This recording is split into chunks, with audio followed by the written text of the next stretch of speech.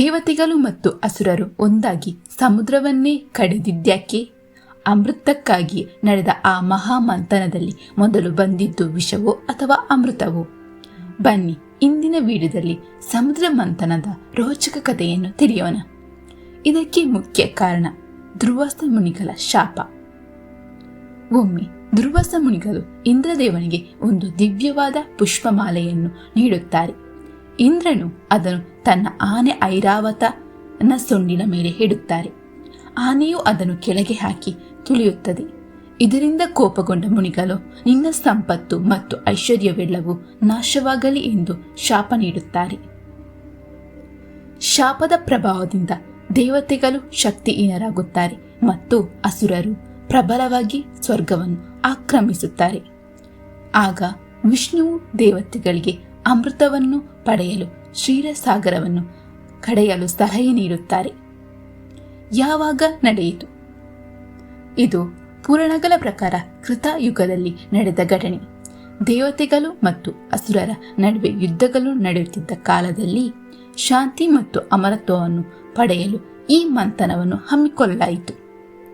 ಮಂಥನಕ್ಕೆ ಬಳಸಿದ ವಸ್ತುಗಳು: ಒಂಟಿಯಾಗಿ ಸಾಗರ ಕಡೆಯುವುದು ಅಸಾಧ್ಯವಾದುದರಿಂದ ದೇವತೆಗಳು ಮತ್ತು ಅಸುರರು ಒಪ್ಪಂದ ಮಾಡಿಕೊಂಡರು. ಕಂಬಕೋಳು, ಮಂದಾರ ಪರ್ವತ, ಹಗ್ಗ, ವಾಸುಕಿ ಎಂಬ ಮಹಾಸರ್ಪ.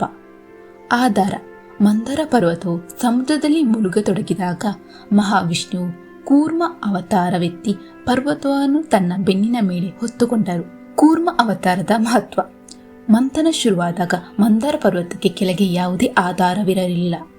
ಪರ್ವತವು ಸಮುದ್ರದ ಮರಳಿನಲ್ಲಿ ಹೂತು ಹೋಗತೊಡಗಿದಾಗ ಮಹಾವಿಷ್ಣುವು 1,00,000 ಯೋಜನಾ ವಿಸ್ತೀರ್ಣವಾದ ಕೂರ್ಮ ಅವತಾರ ತಾಳಿದರು.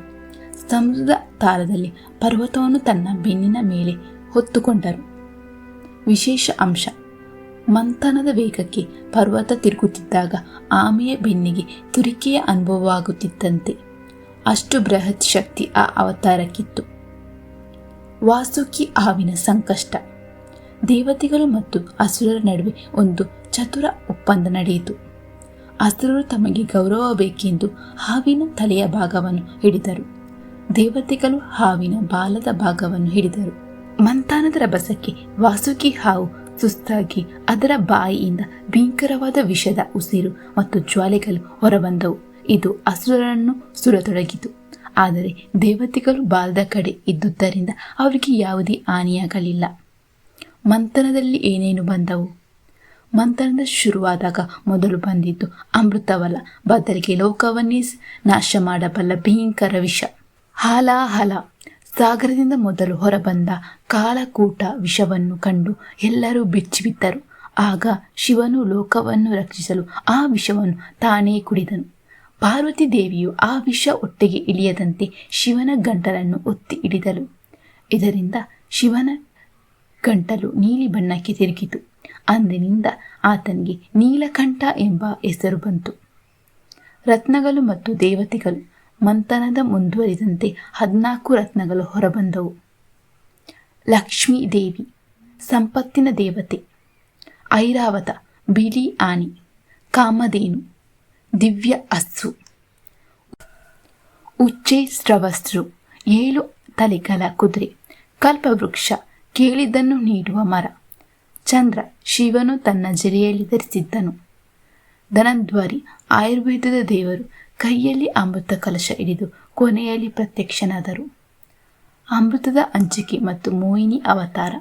ಅಮೃತ ಬಂದ ತಕ್ಷಣ ಅಸುರರು ಅದನ್ನು ಕಿತ್ತುಕೊಂಡು ಓಡಿದರು. ಆಗ ವಿಷ್ಣುವು ಸುಂದರವಾದ ಮೋಹಿನಿ ರೂಪ ತಾಳಿ ಬಂದನು. ಮೋಹಿನಿಯು ತನ್ನ ಸೌಂದರ್ಯದಿಂದ ಅಸುರರನ್ನು ಮರಳು ಮಾಡಿ ದೇವತೆಗಳು ಮತ್ತು ಅಸುರರನ್ನು ಸಾಲಾಗಿ ಕುಳ್ಳಿರಿಸಿದಳು. ಉಪಾಯದಿಂದ ಅಮೃತವನ್ನು ಕೇವಲ ದೇವತೆಗಳಿಗೆ ಮಾತ್ರ ಉಣ್ಣಿಸಿದಳು.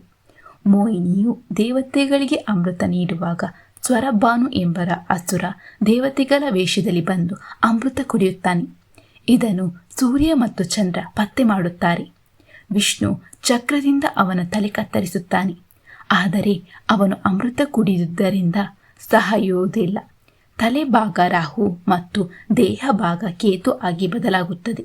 ಇದೇ ಕಾರಣಕ್ಕೆ ಸೂರ್ಯ ಮತ್ತು ಚಂದ್ರನ ಮೇಲೆ ರಾಹು ಕೇತುಗಳು ದ್ವೇಷ ಸಾಧಿಸಿ ಗ್ರಹಣ ಉಂಟು ಮಾಡುತ್ತಾರೆ ಎಂಬ ನಂಬಿಕೆ ಇದೆ.